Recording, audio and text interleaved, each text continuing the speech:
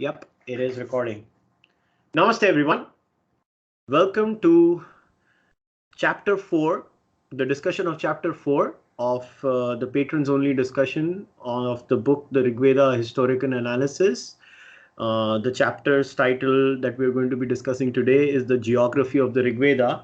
Before we I'm going to take a couple of questions that were asked to me by S. Jagannathan in regards to the last podcast because he had to leave in between, so he had sent me a couple of questions.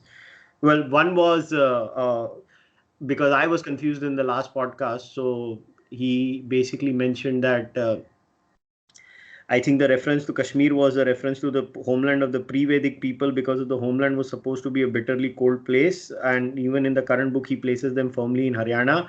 Yeah, so basically, what I was confused about was I mixed the Purus with the Anus actually. So I think when it came to Talagiri, I think he changed the homeland of the Anus slightly. He had placed them slightly higher up and then he brought them back slightly lower down. That was one change. And the other question Jagannathan had asked me was, it was in regards to me mentioning about the problem. So if you guys remember in the last discussion we had this small discussion on whether beef is mentioned or not in the Rigveda, and I basically am totally confused when it comes to these translation issues because I have consumed two translations of the Rigveda. One was the English one, and one was the Arya Samaj one in Hindi. And when I read both of them, they were like talking past each other. So Jagannathan had asked me a question: would it be correct to say that the reason why Griffith translates dasas as slave and the Arya Samaj version is purely metaphorical is because both are interpreting it in a way that can either prove or disprove their belief? Well, I would like to use Wittgenstein's language game theory here to kind of understand what we are facing in this scenario, Jagannathan. The scenario here is kind of weird. Why is it weird? It's weird because at the end of the day, look at it from an existentialist philosophical position. What do the existentialists say? So they have this concept where they call it Dasein, where they say is that we are not essentially born in a blank way.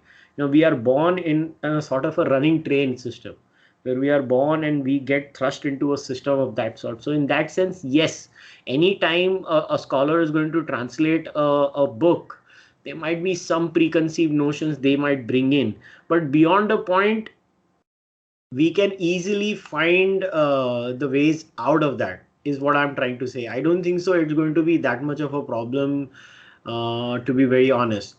We can figure that problem out and we can deal with it. In terms of Arya Samaj, my problem with the Arya Samaj metaphorical translation is it's changed the entire meaning of the Rigveda. I mean, if you read the Arya Samaj translation of the Rigveda, there is no Dasharajine war. I could not find it in it when I read the Rigveda. I mean, even when it is there, it is not an actual war, it is some weird thing, and we can't say that to be the case. See, when we are dealing with the Rigveda in an academic setting, we will have to look at it as just another book written by people and read it as book written by people, and we'll have to translate it as it is. In fact, even in my personal journey, this is a completely different topic, but even in my personal journey, when I was reading the Bhagavad Gita, so I picked up three translations. One was obviously Prabhupada's translation. One was I think it was Ramakrishna Mission's book where I had bought it, and there was one, the Bhagavad Gita from Gita Press Gorakhpur. Now I made it a point when I was reading the translations, whether it was a translation into English or a translation into Hindi, I would always skip the commentary of the Swami or the Guru. I would just look at their literal translation where, let's say, so Krishna says X, this is what it means in Hindi or English. And I would move forward. I would avoid their interpretation or their commentary below the verses because I wanted to look at it from my point of view, compare three translations, and this is what I think Krishna is trying to say. Now, this is what the actual way of presenting the Rig Veda should have been. What the Arya Samaj has done is they are not given a literal translation. The Arya Samaj is given the commentary mixed with the translation, which actually takes us nowhere, in my humble opinion. Griffith has made mistakes with words. And Griffith does come from, and you have to understand, Griffith translated the Rigveda when? This is when racism was at its peak. And I think Griffith could have been, a product of that society. So he could carry some of those baggages with that. So we have to take Griffith's translation with a lot of pinch of salt. And in today's chapter that we are going to discuss, if you guys remember, I don't know if you remember, there are many cases, like say page number 107, Talagiri mentions, curiously, Griffith mistranslates the name of the river Asikni as dark hued, thereby killing two birds with one stone. Where, he's pointed out to a lot of mistakes of Griffith in the translation too. But I still feel that Griffith's work is a good way to start if you want to understand it and read in the.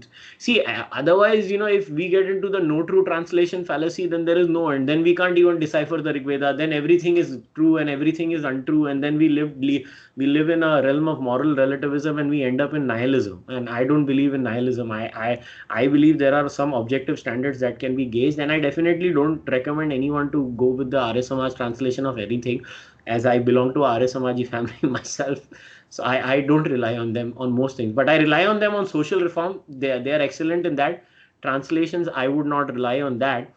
But yeah, they could be coming from a different point of view. But look, if we are to study the Rigveda academically and study the Rigveda academically from the point of view of Aryan invasion, Aryan migration, the Rigvedic translation of the Arya Samaj really doesn't help. So Jagannathan, do you have any follow-up question for that? Go for it.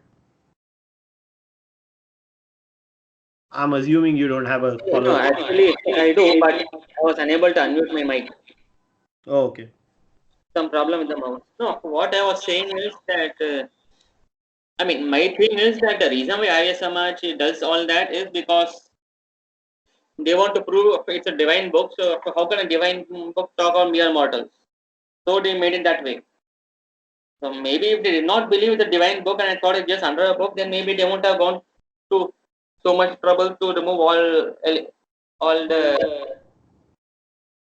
No, I agree with that. They do believe it is a divine book, and that's the. But I still believe that even if you believe it is a divine book, it could have been presented. That's why I gave you the example of Prabhupada, right? I mean, Prabhupada obviously was someone who believed in the divinity of Krishna, right?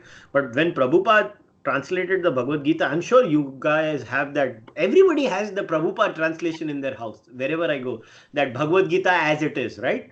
So what Prabhupada has done in that too, if you notice, is Prabhupada gives you the actual Anuvad. And after the Anuvad of the verse, he gives his commentary. He has delineated both of them. There is Krishna's commentary and then there is Prabhupada's commentary. Now, Arya Samaj could have easily done that also, right? They would have said, this is the literal translation of the word, but this is what is our take on it as Arya Samajis. But they did not do that. They mixed the two, which I think is a bad job. I hope you get what I'm saying. Yes, I got what you are saying. Yeah. Basically, they have done a very good job of ensuring that you don't get to do what you do with the Prabhupada. I think basically they fixed a few bugs. They read the Prabhupada in the Gita, realized, so I think everyone is skipping the commentary, so let us mix it together. So people either read the whole thing or they don't read anything.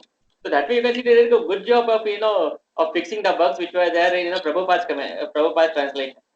No, but Prabhupada is much later. I think Prabhupada is in the 1960s. Swami Dayanand Saraswati and the Arya Samaj is much before that. But yeah, Arya Samaj has their own way of doing things. I think Arya Samaj in that sense. Foolproof. What's that? I said it's foolproof. They don't want people, to skip their commentary. So they made a foolproof. If you read the translation, you have to read the commentary. Yeah. Yes, in any case, thanks for answering the question. Yeah, so now let's get into the chapter itself. So chapter 4 is the geography of the Rigveda. Now, I want to start with the first page where I think this factor was very interesting.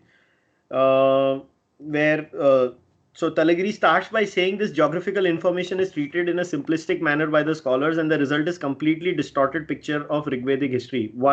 Firstly, taking the Rigveda as one monolithic unit, the information is interpreted to mean that the area of Rigveda extended from western Uttar Pradesh to Afghanistan.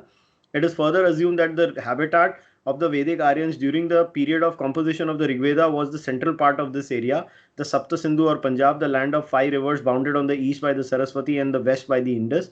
Their eastern horizon was western Uttar Pradesh and their western horizon was Afghanistan. The consensus on this point is so general that even in our own earlier book dealing with the Aryan invasion theory, and this is the point, Jagannathan, that I messed up. The book with the Aryan invasion theory, where we had not yet analyzed the Rigveda in detail, we had automatically assumed the Punjab to be the habitat of the Vedic Aryans during the period of the Rigveda. So this was what I thought it was Kashmir. He had basically called it Punjab, and it is basically even further down there east in Haryana. So you get what I'm saying? This is where I confused the two. He had also made another correction about the Anus. He had placed the Anus slightly higher up, and he later on brought them down, I think, around Kashmir, the Anus, that Anu tribe. However, so I'm continuing to read the book. However, as we shall see in the course of our analysis, the habitat of the Vedic Aryans during the period was considerably to the east of Punjab. Another interesting point. Okay, so what he's basically done in this chapter is that he's divided the Rigveda into 4 heads. One is the Rigvedic rivers, and how the names of the Rigvedic rivers. Okay, what is this mission? Okay, I need to read the message. Oh, I have no clue.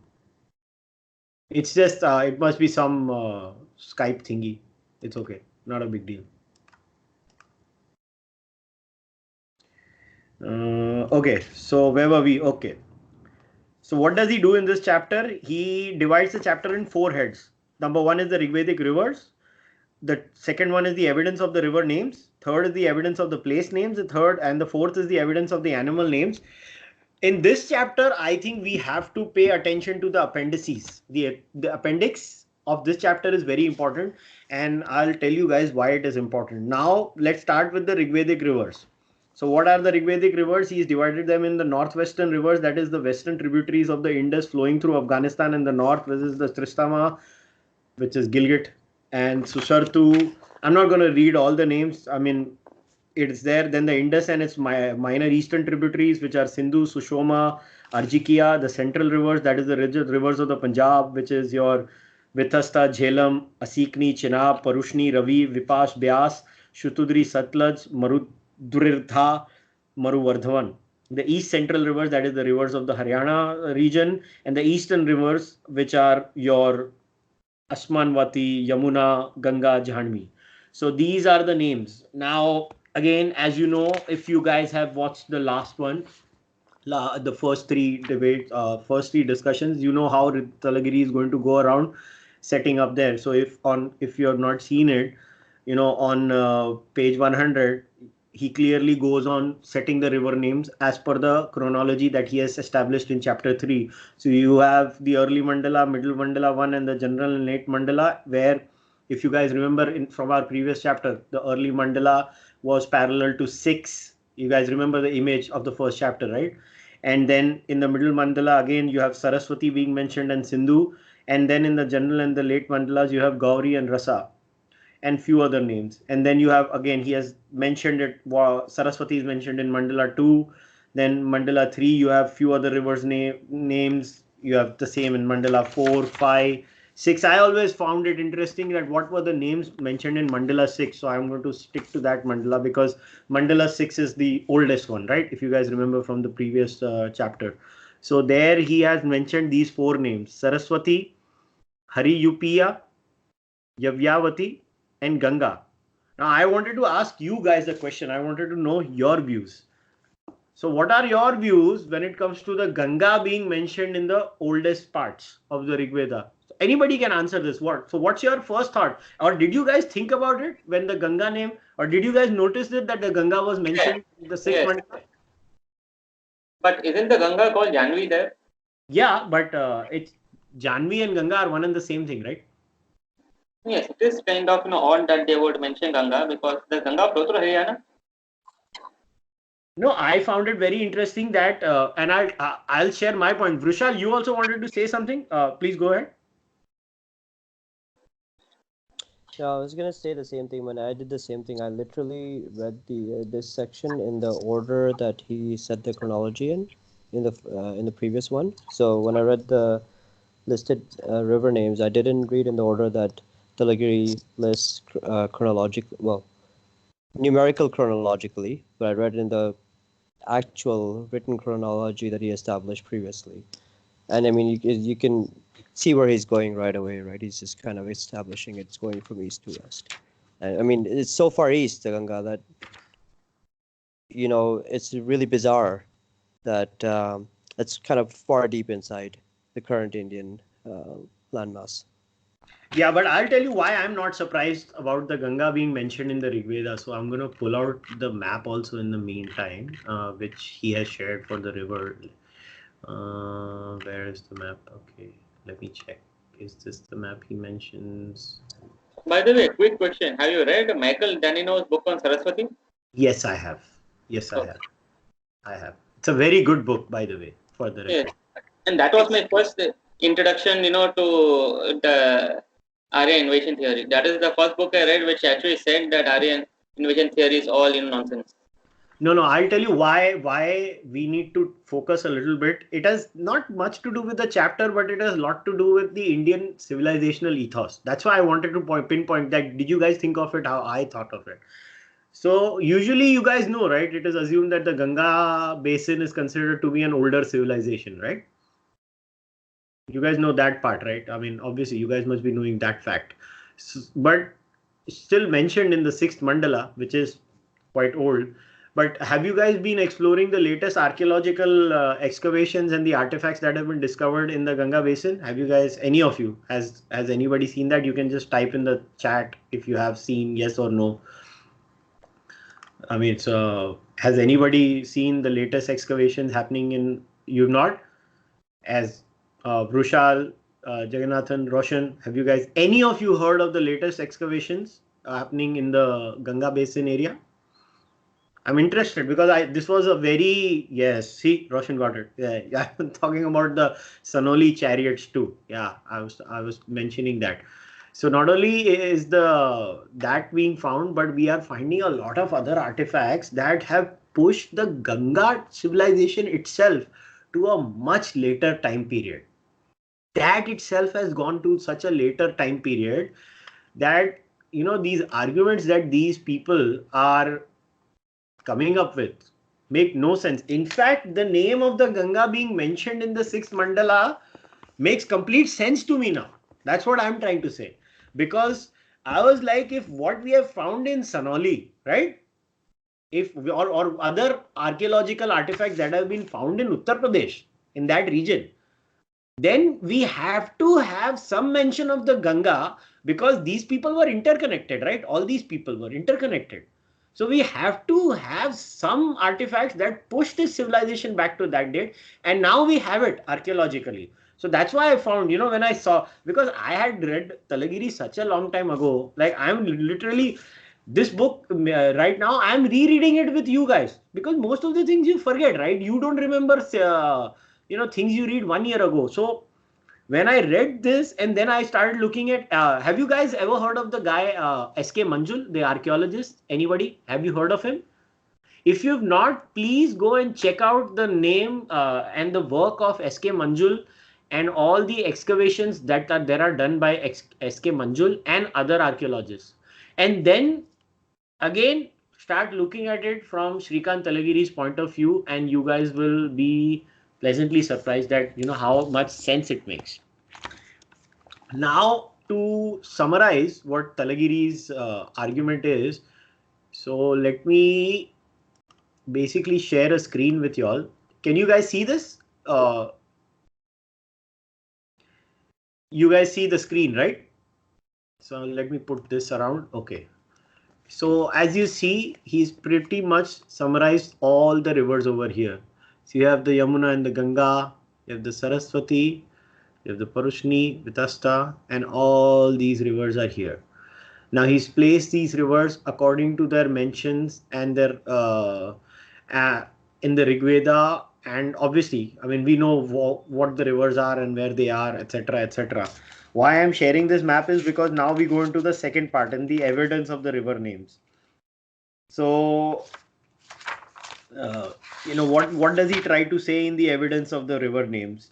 He is trying to show that if we look at the river names being mentioned in the Rigveda, as per the chronology that he has established in chapter number 3, we actually don't get a movement which is west to east.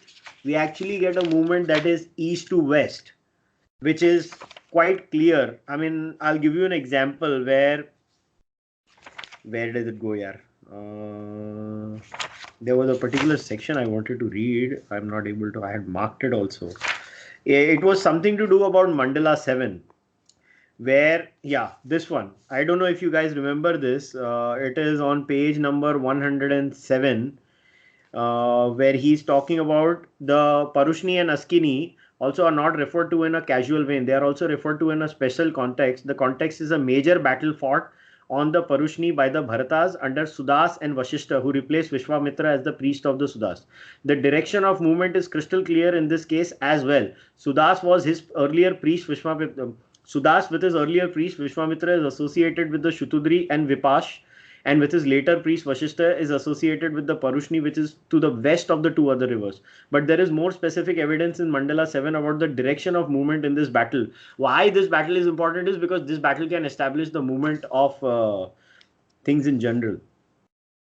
But there is more specific evidence in Mandala 7 about the direction of movement in this battle, which is subject to various references throughout the Mandala. A. The battle is fought on the Parushni, and the enemies of Sudas, who is referred to here as Puru, are described in 7.5.3 as the people of the Asikni. The Asikni is to the west of the Parushni, hence it is clear that the enemies of Sudas are fighting from the west of Parushni, while Sudas is fighting from the east. This is why I have kept this map on the screen, because I wanted to read this passage so that you guys get an idea. When I'm reading, you get an idea of what is happening. Curiously, Griffith mistranslates the name of the river Asikni as dark hued, thereby killing two birds with one stone. The people of the Asikni become the dark hued races, thereby wiping out the sense of direction inherent in the reference, while at the same time introducing the racial motive. B. In 883.1, two of the tribes fighting against Sudas, the Prithus and the Parshus, are described as marching eastwards towards him. Griffith again mistranslates the name of the tribes as armed with broad axes and the word Pracha as forward. C. 765 refers indirectly to this battle by talking of the defeat of the tribes of Nahus, that is the tribes of the Anus and Druyus, who fought against Sudas, as follows: far, far away hath Agni chased the Dasyus, and in the east hath turned the godless westward. It's very interesting. They called each other godless. I just as a passing comment. Sudas is therefore clearly pressing forward from the east. The first references to the Indus are in the middle Upamandalas and in the Mandalas 4. There is perhaps a westward movement indicated even the very identity of the composers of the hymn which contain those references. 1.83 is composed by Gautama Rahugana, who does not refer to any river west of the Indus, while the references in Mandala 4 are with his descendants, the Vamadeva Gautamas, who also refer to the two rivers to the west of the Indus.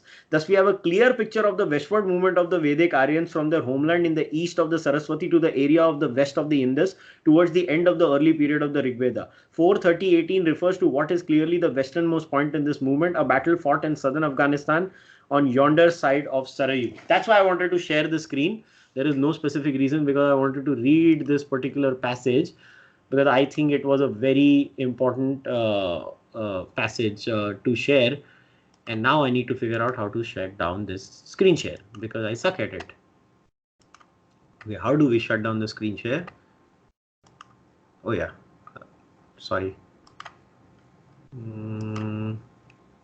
Here we go. Stop sharing. So let us pause here. Okay, what Roshan has said, Hindu mythology has a strong idea of Ganga, Jamuna, Saraswati meeting, now thought to be Prayag, which of course makes no geographical sense.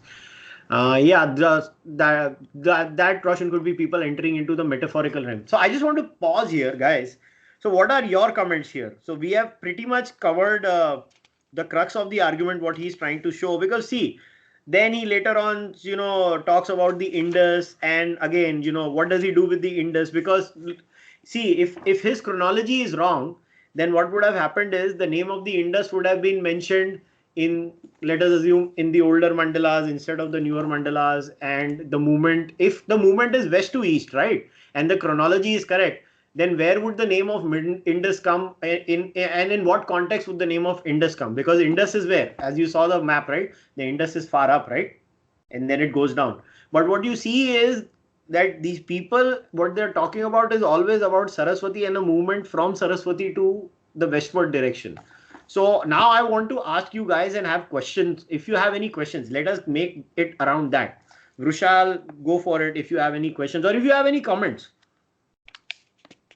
Because the river thing is pretty much clear in this. If you have any questions and comments, I would like to take them now.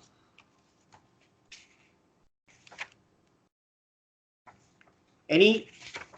If not, then I can move forward. Because I don't think so there is anything else to be mentioned in the river name thingy. I mean, I can read this passage which I had marked out for the Indus. The relative insignificance of the Indus in the Rigveda is demonstrated by the fact that the Indus is not even mentioned even once in the 3 oldest mandalas of the Rigveda. This is pretty much what I was telling you guys. Since the word Sindhu in its meaning of river occurs frequently throughout the Rigveda, scholars are able to juggle with the word, often mistranslating the word Sindhu as the Indus even when it means river. However, even this sophistry is not possible in the case of the 3 oldest mandalas 6, 3 and 7. The word Sindhu, except in 8 verses, occurs only in the plural and can be translated only as rivers. In 7 of the 8 references in which the word occurs in the singular, it clearly refers to some other river which is specified within the context of the reference itself. He goes on to mention the references which are there. I mean, we don't need to read that. All in all, the Saraswati is referred to in 9 mandalas out of 10 in the Rigveda, i.e. except in mandala 4, which represents the westernmost thrust in the westward movement of the Vedic Aryans. The Indus is referred to only 6 mandalas, and in 3 of these, which is 5, 4 and 10, the references to the Saraswati far outnumber the references to the Indus. It is only in the later parts of the Rigveda that the Indus overshadows the Saraswati, and then he goes on to mention etc etc etc about other things. I don't think so we need to cover the other aspects of the chapter because this is not the Nadi Stuti Sukta, right? No, I don't think so. It is the Nadi Stuti Sukta. That is some other time. Nadi Stuti Sukta is on the other one. After this, he mentions the Nadi Stuti Sukta. That is Mandala 8. You're talking about in Mandala 10. In Mandala 10, there are more references to the Saraswati. It is the Indus and not the Saraswati, which is the main river lauded in the Nadi Stuti, the hymn in the praise of the rivers. You're talking about this, Sri Hari. This is what you're talking about. I'm not talking about that. What I was reading was page 109, which is subtitle, which starts from page 108 to be the evidence of some key rivers, where he talks about the key rivers. Because once again, if we assume that Talagiri's chronology is right, then the Indus will be mentioned in a particular way and a particular direction. Because if they claim they came from west to east, and how we saw the map as I shared on the screen, if that was the case, then the Indus should have been mentioned in a particular way, but it was not. That's the whole point. Anyways, so now let's go into the names. So evidence of the place names. So Talagiri says the places named directly or indirectly in the Rigveda can be classified into 5 basic geographical regions from west to east on the basis of present day terminology, which is Afghanistan, Punjab, Haryana, Uttar Pradesh, Bihar. So Afghanistan, obviously, we know it is Gandhar. Everybody has seen old Ramayana and Mahabharata and all those things. You know, we had Gandhar Naresh, Gandhar Naresh. So again, the only reference to so basically Gandhari, yeah, Gandhara is where? So he says the name is found indirectly in the name of a divine class of beings associated with Gandharas, the Gandharvas, who are referred to in the following verses in Mandala 1, 3, 8, 9, 10. The one reference in an early Mandala 338.6 is not even an exception which proves the general rule. It is in fact strong corroboration of the late provenance of the Gandharvas in the Rigveda. 3.38 is one of the 6 hymns which are specifically named in the Aitreya Brahmana 6.18 as being later interpolations in Mandala 3. As we saw in an earlier chapter, these hymns have been incorporated into Mandala 3 in the 8th Mandala stage of the Rigveda and are contemporaneous with the hymns in the Mandala 8. Why did I read this? This is a very important fact, is because not only has Talagiri gone into creating the chronology of the Rigveda in a very specific way, he has read each and every verse, subdivided the verses and the hymns in a particular manner, mentioned where the interpolations are there, and every time he makes a claim, every damn claim fits into those things. It is not like he has a claim and then he looks for the evidence. He set the pattern and then he tries to plant those things in each of those boxes. And every time he plants it in those boxes, right, they just happen to click. That's all happens. Every time he says that. It's just all the time.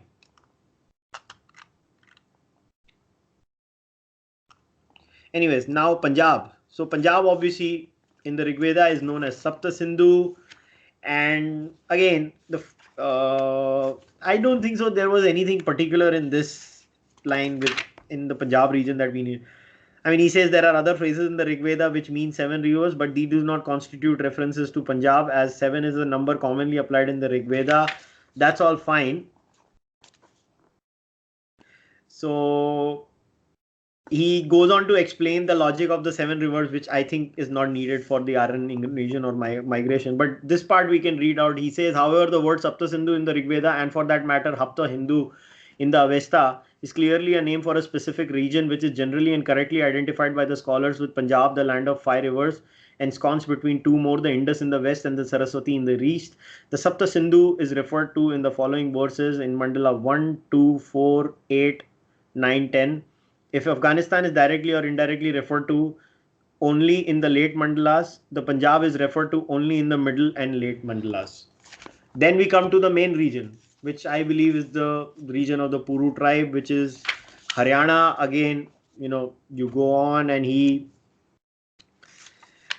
goes on and mentions all the verses where Haryana is mentioned. Then he follows it up with Uttar Pradesh and Bihar. And I want to share this one because again, this is a very good map which can explain everything that we are talking about. So I'm going to again open up the map. Let me go, which is page 120, right? Let me open page 120 for y'all because I really like this map too. It just makes life easy. That's all. So first I wanted to share was this. This is what I wanted to share first up. Wait, I'll start sharing. So I hope you guys saw this, right? The direction. So you see, Talagiri mentions the early period. You have 637 early 1. These are the names that are mentioned. Places, the names, the names of the places. Then you have the middle period. You see the direction? It's fascinating, isn't it? And then you have the late period. You have Ilyaspada, Sapta Sindhu, Gandhari, and Gandharvas. Now, if there was a west to east flow, how could this have happened? How could Gandhari and Gandharvas come here? It should have been here, right? It can't be here. But if you look at the split, it is crystal clear. I mean, kudos to Srikant Talagiri for making my life easy by adding these maps in the book, is all I would say. And then another thing that I wanted to share was this map. Here, I'm going to share it again for y'all.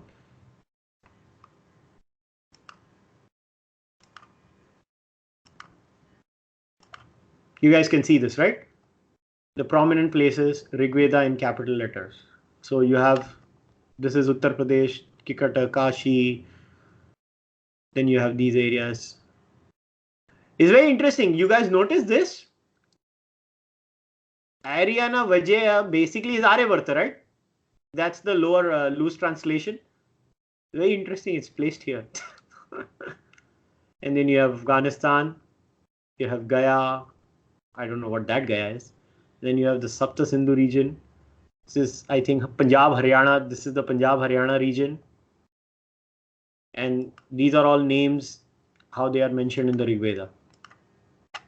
Okay, any other questions now before we go into the animal names, because this is very interesting, the animal names part. So anybody, you guys have any questions?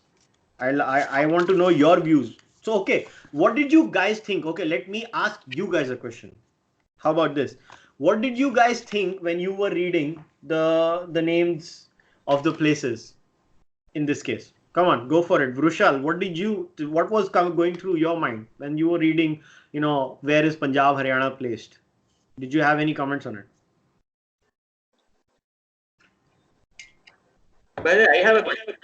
Yeah, you do. Go. Go for it. I was saying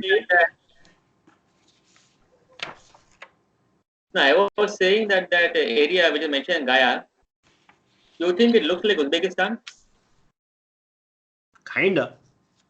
Yeah. So I read somewhere that the Vedic people had interactions with what one might call the trans Oxus, civilizations.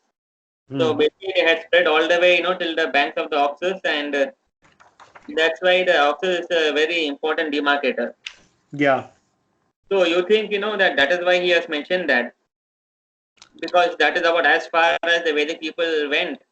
And Yeah, it's Gawa, but I don't know if it's pronounced Gawa, Roshan. I was not sure. I thought it's a extrapolation of Gaya because I was just assuming Afghanistan and all that area and Buddhism was spread far more in that area than in mainland India, if you guys remember, right?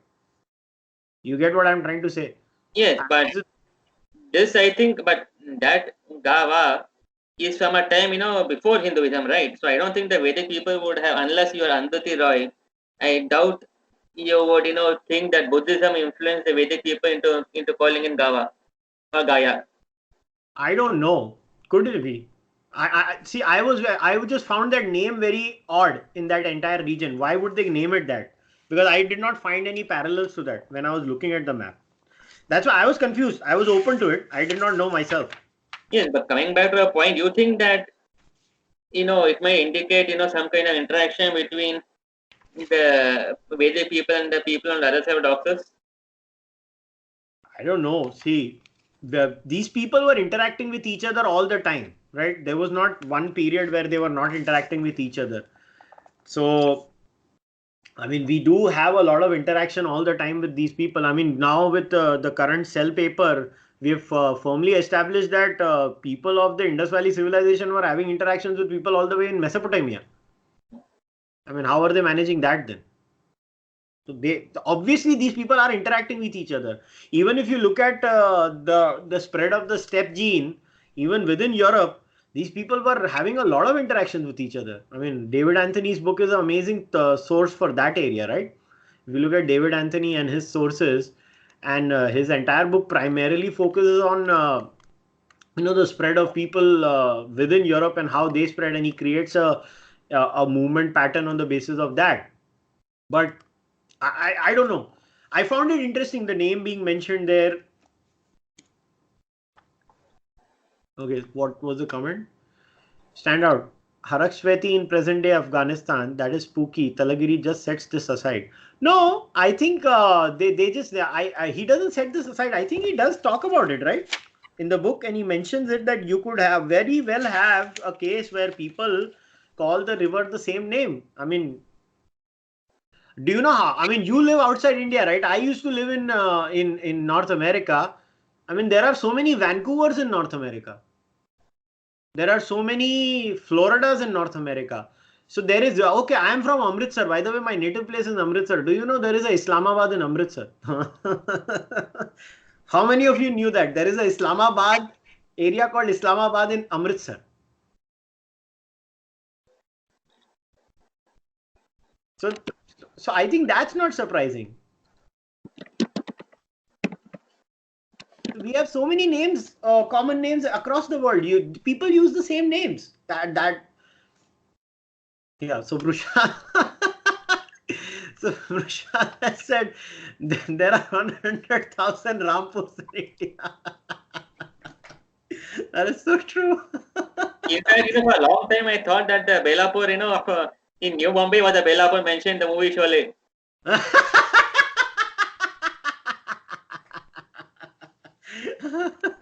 So yeah, that's not a surprise. I think people use the same names a lot of times. In fact, think about it, right? You think about it from that sense, Roshan. If these people migrated out of Haryana and went into that area, and they must have started living across a river, so they started naming that river because they must have thought that this river is divine. So this divine river we will name it after Saraswati. So they started calling it the same name. I don't think so. It's a big deal. This This is is what the Telagari also says. that just because the two of them had the same name doesn't tell you a direction. I mean, you say that Afghans, came to India and named Indian River after the Afghan River. Hmm. Actually, Indians went to Afghanistan, named Afghan River after the Indian River. Yeah. So just because you have the same name doesn't mean that you know a direction. Yeah. So now let's go to part 4, which was the evidence of the animal names.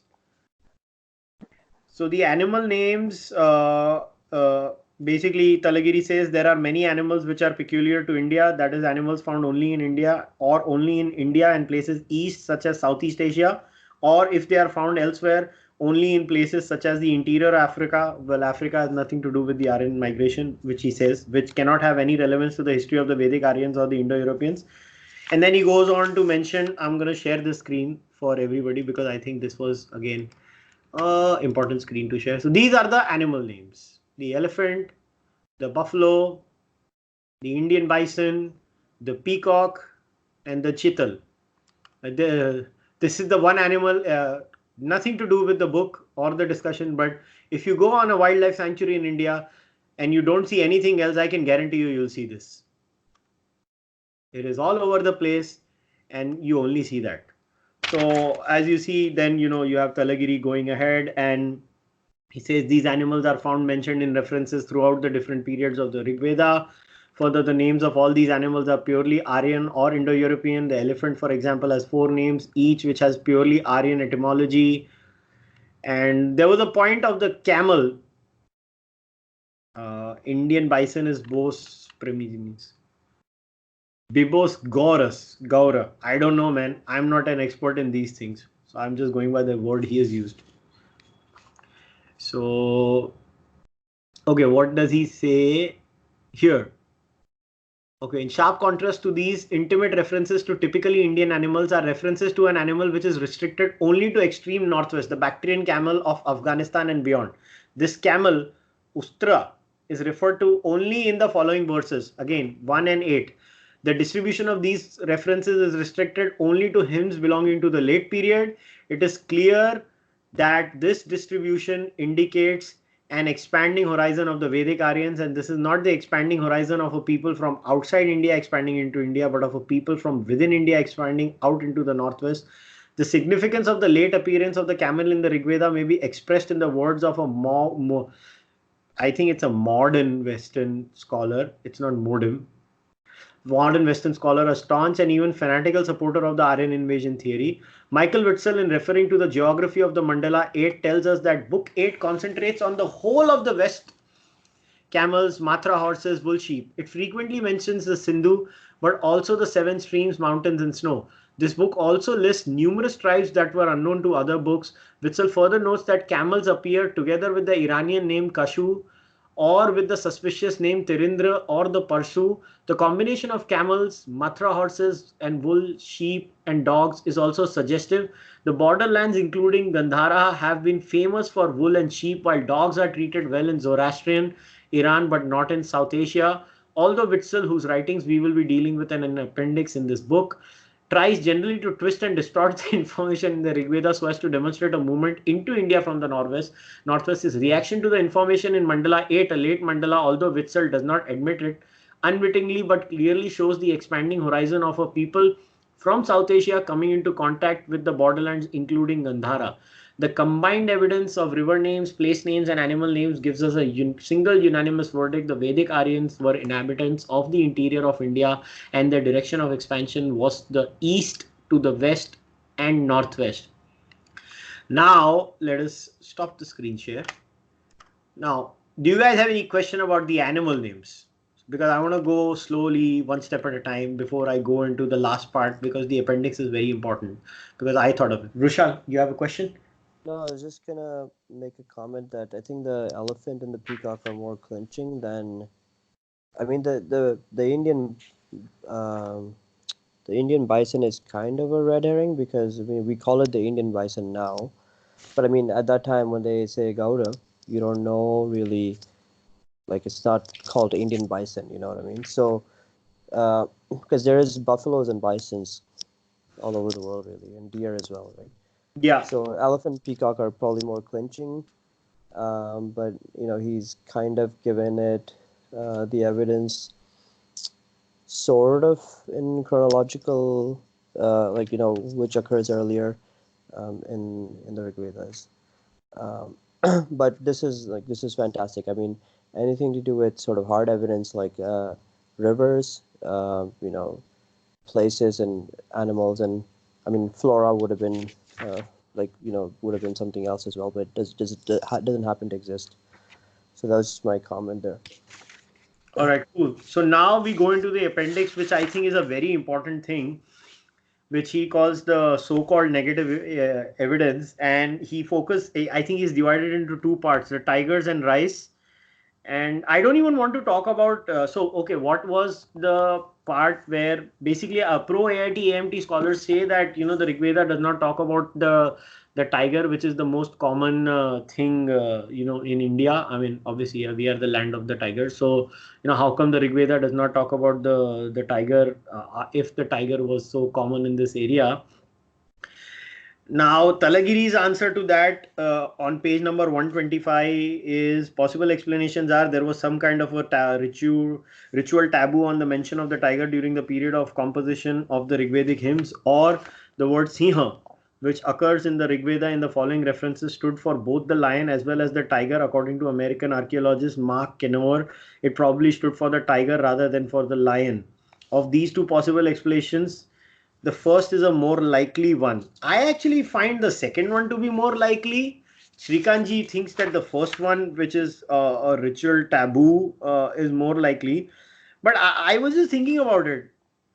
If you read, has anybody over here read David Anthony's book, The Horse, the Wheel, and the Language? Any one of you have read that? Okay, you guys have not read that book. But even if you look at the movement of all these people, right? I mean, to me, this argument is so silly. If the Vedic Aryans were from the Pontic Caspian steppes, right?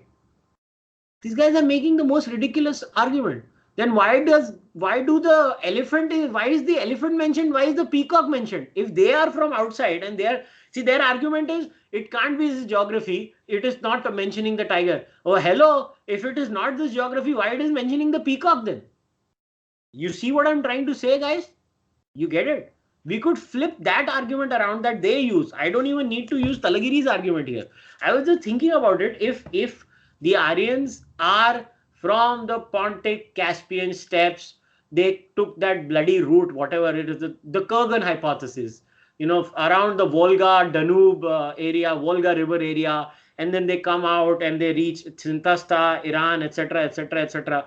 If they are talking about a particular area on that side, then okay, then study the flora and fauna and the animals on that side. Why are they talking about animals that are only native to India then? The tiger argument is ridiculous. They did not. I think the argument number two, the Kenor argument, which Talagiri says is less likely, I think is more likely. They might be having a common name for the tiger and the lion both. Anyways, you guys have any comments on this? I want to know your views. What do you think?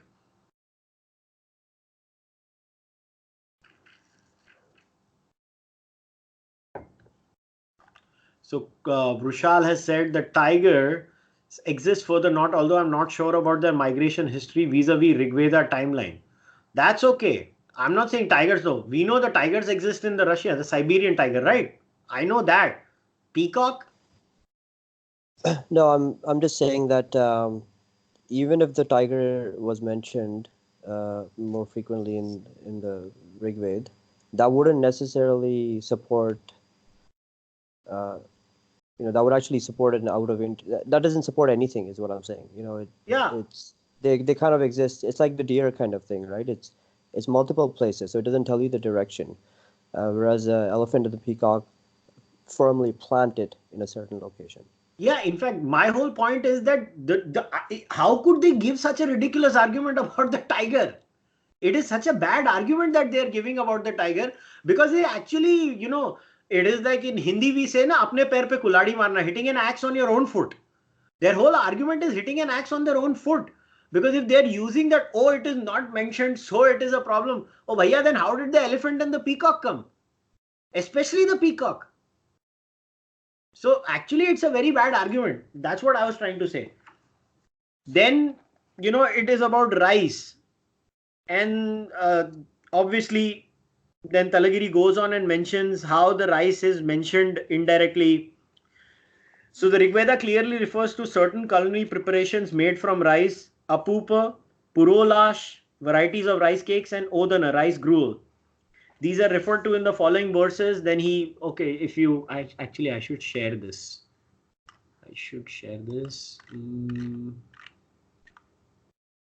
Yeah. So these are the verses, he are mentioned that these were rice preparations is something that cannot easily be denied outright. Even Vitzel himself somewhere somewhat qualifies, although negatively, in his firm assertion that rice was still unknown to the Vedic Aryans, unless the Rigvedic words Brahma, Udana, Purulas mean a certain rice dish, as they do later on. Cultivation and ritual use for rice first appear in the Atharva Veda. Griffith translates the word apupa and purulas by neutral words like cake, sacrificial cake, and me, al cake, and even suggests in one place in his footnote in 2823 in reference to the word yava that the sacrificial cake is made of barley meal. But in his footnote 1.40.3 also admits that the fivefold gift offered to Agni consists of an offering of grain, gruel, curded milk, rice cake, and curds, and he clearly translates the word odana in 877.6.10 as brew of rice and brew of rice and milk. Now, again, I don't know what's the big deal with the rice, even if the rice is not mentioned. And hasn't rice come to India from China, guys? Correct me if I'm wrong. Isn't rice from China to India? Isn't it the case? If I remember correctly, anybody remembers where rice was invented? I think rice was invented in China, if I remember correctly. So I don't know what was the big fuss about rice, anyways. That why haven't they mentioned rice? I mean, the Rigveda, Talagiri makes another interesting point about the rice, that he says no other specific grain is also mentioned. Neither wheat, nor millet, nor even barley is mentioned in the Rigveda. So I don't know what was the big deal about rice. And then they go on to talk about soma. So they say in the case of the soma, the argument is to the opposite effect. According to the scholars, the soma plant was a species of ephedra found in the extreme northwestern parts of India, extending to Central Asia and beyond.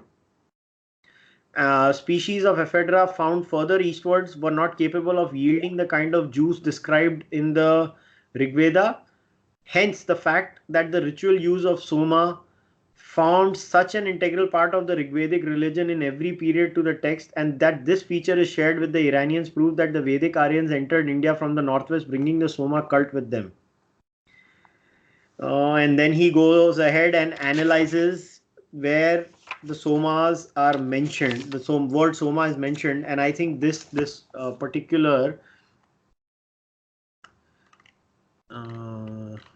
where did it go? Where was this table? I think this was the table. Yes, this was the table.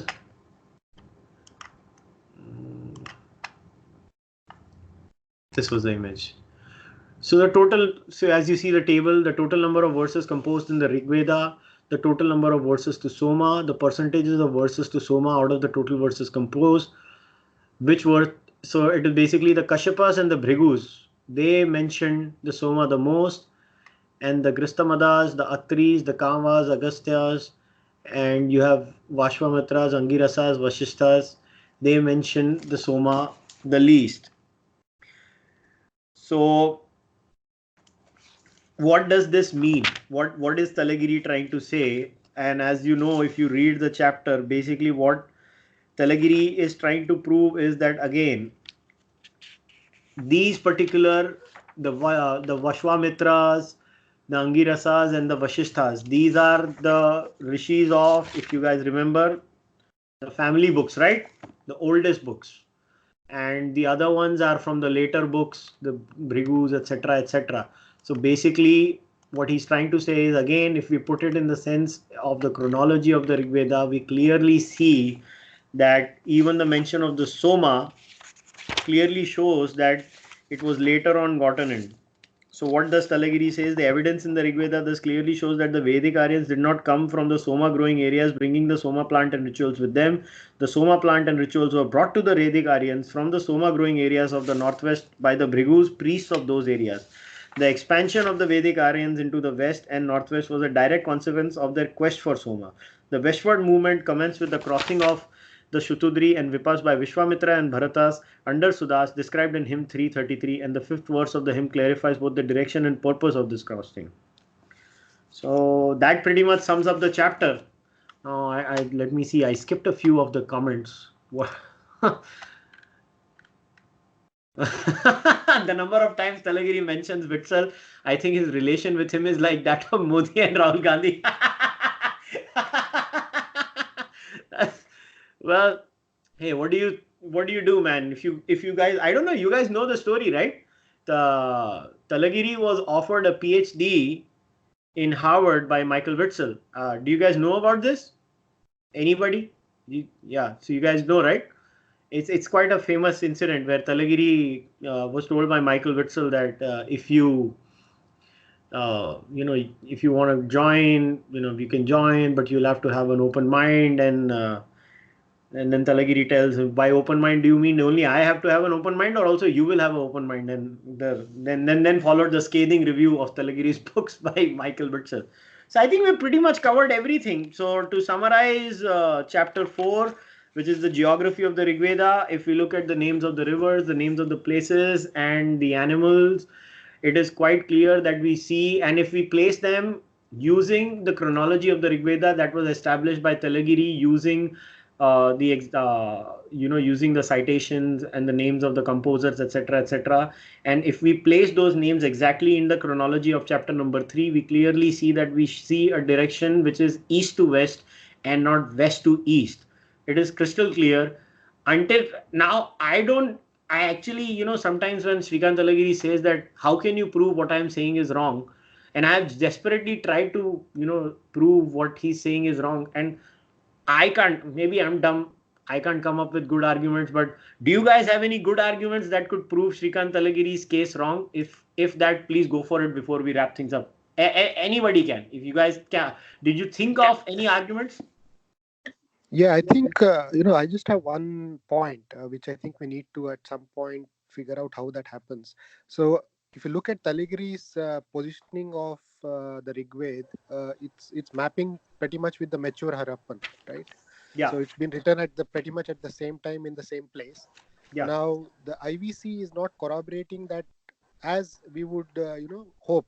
That the Rigvedic civilization and the IVC civilization, there is a disconnect there to a certain extent, right? You can't see that if, for example, if you're talking about India today and there's a book about India today, there would be a proper matching, but there's a disconnect there. I think that is one thing we need to reconcile somehow, right? At the next step. See, so here's my counter to you. What is the disconnect? Could you specify it even more? So let us dig deep now. This is a very good question. So say for example, so forget just the mature Harappan. I would have the Sanskrit or in Rigved's case, the Proto-Sanskrit is pretty well embedded in the culture, right? And the IBC script is more, it's more, closer to graffiti than say the script. And the meters in the Rigveda, etc., does indicate that even though the tradition was oral, there should have been to a certain extent a script to write it down. Otherwise, the meters thing would become a big mess if it was just oral throughout the life cycle of the 1,000+ years of writing of the Rigveda, right? So that's one thing. Now the horses thing, again, I think that's a weak argument. Again, eventually, the Indian archaeologists will dig something up. But the lack of horses in the IVC, that's another problem. Remains of horses, I mean, right? And I think that those are probably the two key points. There are some minor ones as well.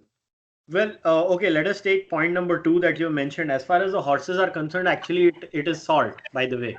See, the Sanoli chariot categorically shows that it was a horse-driven chariot. Even on the proof that kudos to the Indian scientists. Look, there are 2 reports about the horse. If you guys saw my podcast with Vasant Shinde, even Vasant Shinde was saying that one set of scientists say it is a horse, Other set of scientists say it is a pony. So I don't think so. The horse is that big a problem. And let me tell you, do you guys know what is the oldest proof of the chariot outside India? So what is the date of that? Roshan, do you know that? Yeah, I think it's around 2000 BC or something. Synthasta. Mm-hmm. Synthasta chariots. So so their clinching evidence was never that India did not find a horse.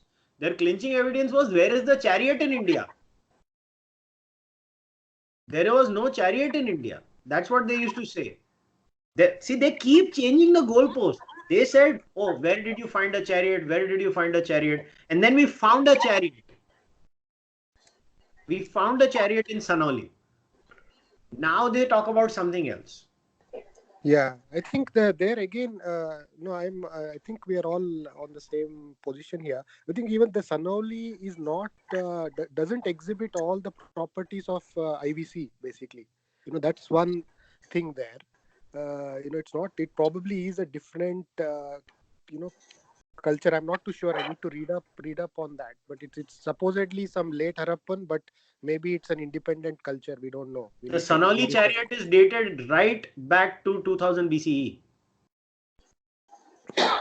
Parallel to the Synthasta chariot. So how can it be something else? See, I'll tell you, the problem is we have not done enough excavations in India. Now let us look at the artifacts that are found in this Indus Valley civilization.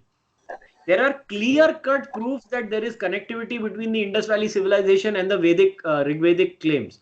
You have the yogic pose, right? In the Indus Valley seals. You have many mentions of Rudra. You have many mentions of animals of the Rigveda in Indus Valley seals. These are continuities. These are parallels. These are connections. The problem, the only black hole is the Indus Valley script. That I'm willing to accept.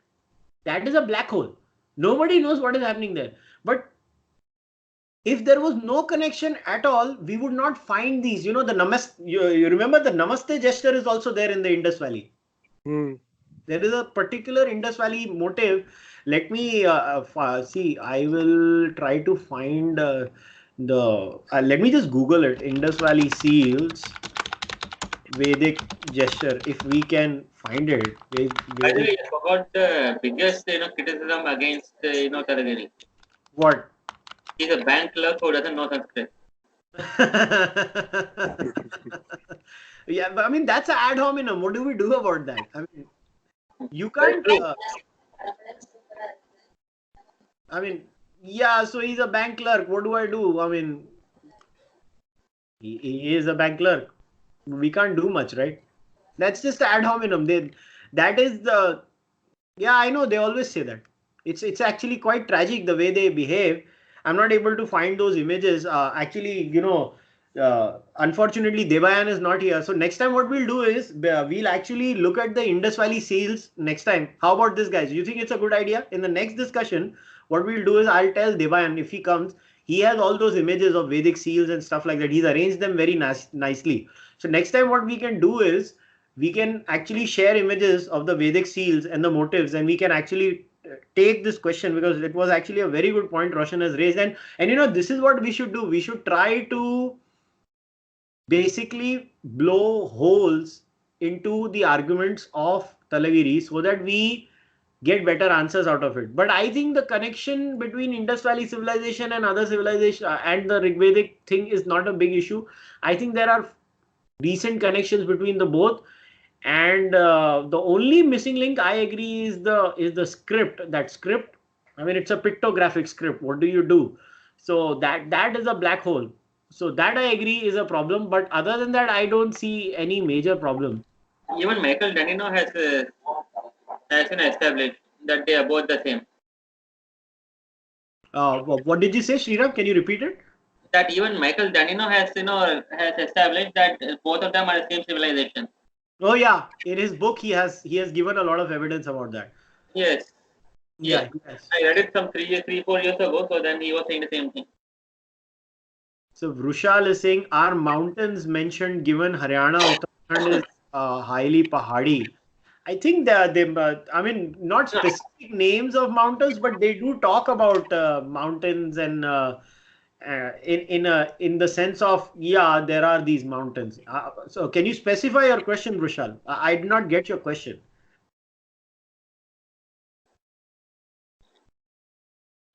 Are you trying to say that do they mention the Himalayas, like they name the Himalayas? Exactly, or some kind of description that describes the geography, No, I don't think so. landscape. Yeah, I don't because think it's mentioned there, right? Because if you look at the Rigveda, it is actually based in Haryana, and Haryana is not a very mountainous region. I mean, current day Haryana. when I'm looking at the rivers, if you look at the By even the the way, the western. Avesta mentions one mountain. Sorry, I was just gonna say that even the westernmost part of Ganga, I mean, at least looking at that map of India that he has there, um, that's kind of more to me uh, closer to like Nepal and all, right? Like it's. I mean, it's not the current political map of Haryana, right? It's kind of that region. It kind of gets into mountains, and you think that, but maybe they didn't get as much sustenance from it, so it was not relevant for them. See, the Rigvedic people were pretty much the entire Saraswati civilization was pretty much a river-based civilization, right? So I think they were far, far away from the mountainous regions. So the probabilities of them talking about mountains and specific names, I think, are very low. If you look at their spread, also, I don't think so. Mountains really are their friends, if you think about it. And there's one more proof for that. They keep talking about Kurukshetra being very important in the scheme of things. Hmm. So mountains are quite far from Kurukshetra. Exactly, because look, at the end of the day, the Purus are from Haryana. If the Purus are from Haryana, they want to stay away from the mountains as much as possible. That's what I'm trying to say. And mountains were not a very attractive thing for them, right? Like Roshan has made a good point in the chat. He says the Rigvedis were plain people, riverbank folk, not high up. That pretty much is the case. They were folks of the what we call a plateau region, right? An arid region where they can cultivate and do agriculture and stuff like that. I mean, they would really not like the mountainous regions all that much because mountains are not their friend. So I think we've covered pretty much everything. Are there any other questions, guys? Yes. So what you would say about the fact that the Avesta mentions one mountain? That area is there, right? A mountainous region, Iran. No, also they came from Kashmir, which is also a mountainous area. Yeah. So it falls into place, right? Think about it. They come. So if you look at the geography of the Avestan people, where they were, I mean, the Avestan people were, if I remember, they were the Anus, right? Yes. Yeah. So, I mean, if the Anus talk about it in their books, which is the Gathas, the Avestan Gathas, it makes sense, right? But why would the Rigvedic people talk about it? I don't know. I have to remember and check it out properly off the top of my head. But I don't think the Rigvedic people will mention these things because the Rigvedic people were people living in a very flat land and far, far away from the mountains. If you live in Haryana, trust me, I mean, I have friends in Haryana, they don't like mountains. So, I mean, Haryana has nothing to do with mountains. And Vrushal, you have to think about it. These people, while they have moved all over the place, these are people who used to live in that area 4,000 years ago. I mean, traveling was an issue. So they would want to stay far, far away from a mountain as much as they can. Think about it. These people were obsessed with river.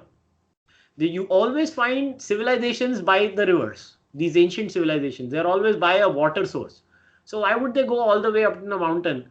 Poor guys, man. They don't even have central heating like Roshan has now, living outside India, and you have, Rushal. So think about it. It makes no sense. But they would want to stay away from them, unless they are, well, I don't know if it's politically correct now to use that word. What was that word here in Canada now? What do they call the people who live in those igloos in Canada? Brushal, what is the politically correct word? Inuit. Inuit. It's okay. It's politically correct in Canada to use Inuit. No, yeah, it is because it's not the Eskimos. That's what we used to call them, right? Eskimos, but it's more Inuit is their actual what they call themselves, right? Okay. All right. So yeah. So just think about it. I mean, they are the aberration, right? But most people who live in If you'll put yourself as a person 5,000 years ago, where would you want to stay? They always were attracted. All civilizations were based around a riverbank or places where there was a lot North of Pole. cold. The answer to your question is North Pole, Arctic Circle. Are you telling me Lokmanya Tilak was right? Are you saying that he was wrong? Obviously. And now you're going to clip this video and share it with Hindutva people so that they can troll me on Twitter. Okay, what was Roshan's question? Is Talagiri's chronology of Rigveda well accepted as his claim is really strong academically, or is just him right now? Oh, I don't know if you remembered. My point is Talagiri is like the Voldemort in this whole thing. They don't even mention him. This is not Talagiri's chronology of the Rigveda. The chronology of the Rigveda is very well known. Talagiri fine-tuned it even better, even further ahead. But everybody agrees that the family books are the old books and 1, 9, 10 are the later books. This is not Talagiri's claim. This is a standard claim of scholars in the West. As far as Talagiri being peer reviewed, now this is like, look, peer review in hard sciences, I have a lot of respect for. Peer review in intersectional sociology departments, I have no respect for. Because I don't know, did you guys see the latest SoCal hoax 2 by Peter Boghossian and all those people where, dog rape. Did you read the dog rape paper, Roshan? Do you want me to share it with you? It is quite interesting how they got away with it. Wait, let me share it with you guys. You should actually save it for the Op India podcast. In things that you like and hate, you should share this. No, so just let me share it with you guys for here. So just let me the new SoCal hoax, Peter Boghossian. Dog rape one was the best paper, by the way. That was so weird that I have never. Oh yeah, Portland Dog Park. And this paper was approved, by the way. I'm not making this shit up. So the paper that was published in Gender, Place, Culture seems downright silly. Human reaction to rape culture and queer performativity at urban dog parks in Portland, Oregon claims to be based on in situ observation of canine rape culture in Portland dog parks. Do dogs suffer from oppression based upon perceived gender? By the way, this is peer reviewed, Roshan.